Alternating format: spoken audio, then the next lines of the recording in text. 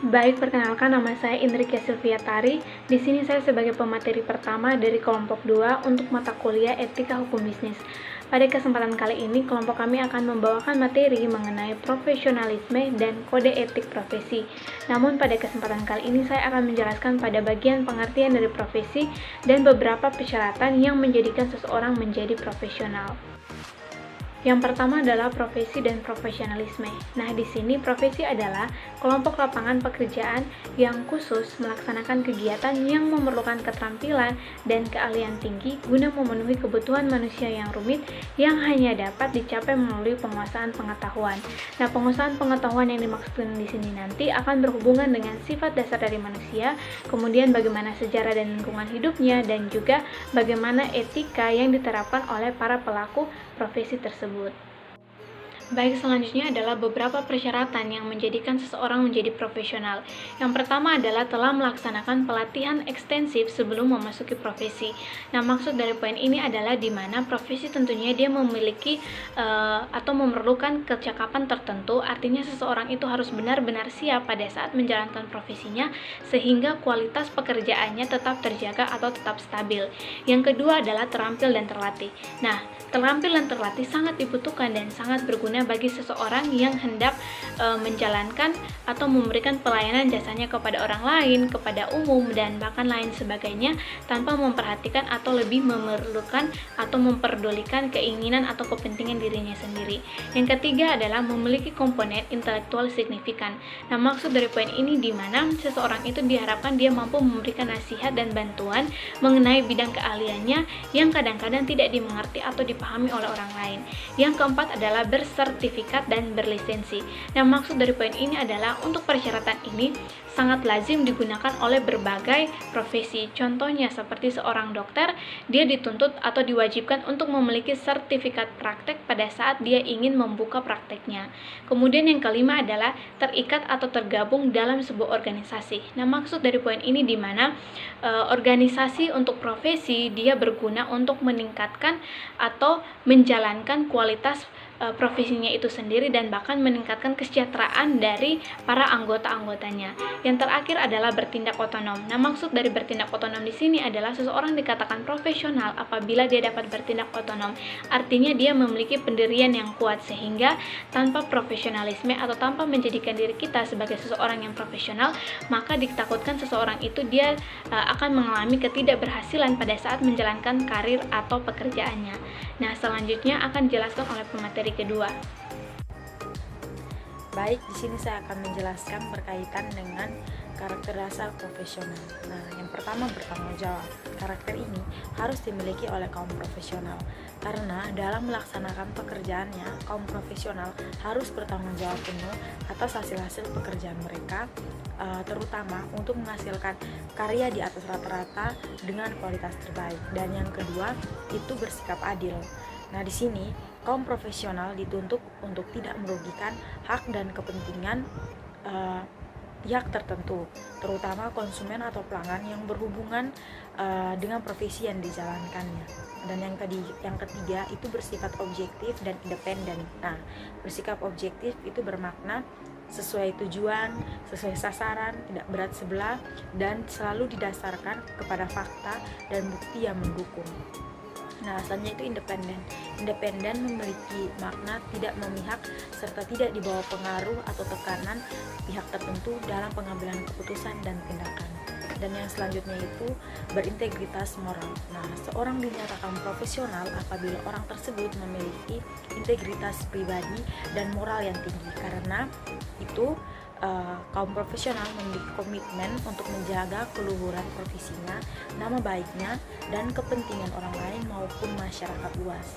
Nah, selanjutnya itu kompeten. Nah, di sini seseorang yang kompeten adalah seseorang yang mampu bekerja dengan hasil yang berkualitas terbaik. Baik, terima kasih atas waktu dan kesempatan yang telah diberikan kepada saya. Perkenalkan, nama lengkap saya Maria Liswanti, NIM 1810238. Pada kesempatan ini, saya akan melanjutkan penjelasan dari teman Iraseo, yaitu berkaitan dengan integritas profesional. Jadi, menurut Rombis tahun 2003, seorang profesional disebut berintegritas apabila memiliki 3 ciri, yaitu yang pertama, utuh dan tidak terbagi. Artinya, seorang profesional memerlukan kesatuan dan keseimbangan antara pengetahuan, keterampilan, dan perilaku etis. Yang kedua, menyatukan, berarti menyiratkan bahwa seorang profesional harus secara serius menekuni profesinya dan penuh waktu sekaligus juga menyenangi pekerjaannya. Yang ketiga, kokoh dan konsisten, menyiratkan bahwa seorang profesional harus memiliki pribadi yang berprinsip, percaya diri, tidak mudah goyah, dan tidak mudah terpengaruh oleh orang lain. Integritas dalam menjalankan bisnis sangat diperlukan untuk menjamin bisnis dilaksanakan dengan baik dan bermoral.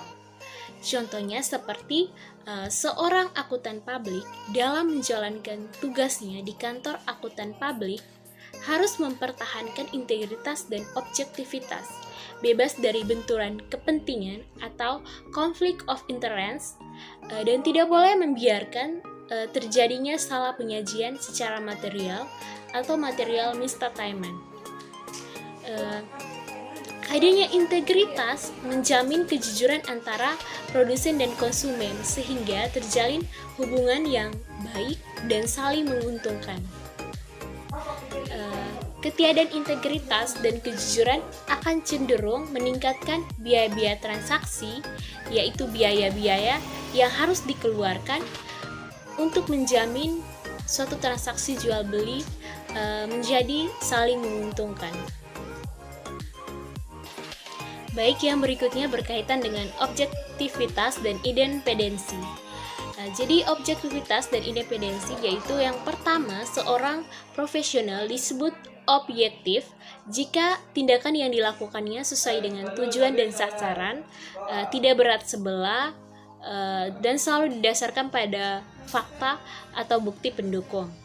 Yang kedua, independensi, yaitu mengacu kepada sikap seorang profesional yang tidak memihak dan tidak dibawa pengaruh atau tekanan pihak tertentu dalam mengambil keputusan serta tindakannya.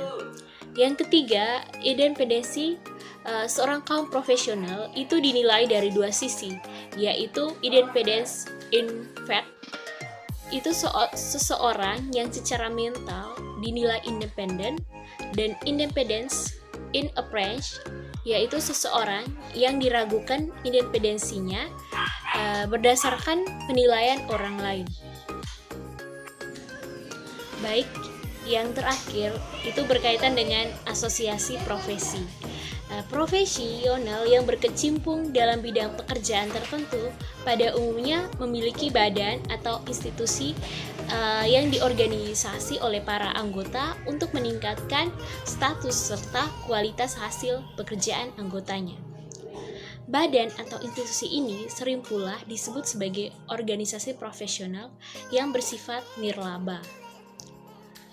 Oleh karena itu, asosiasi profesi berhak menerapkan standar pelatihan dan etika pada profesinya guna melindungi kepentingan masyarakat luas. Baik, mungkin itu saja yang bisa saya jelaskan berkaitan dengan integritas profesional. Terima kasih.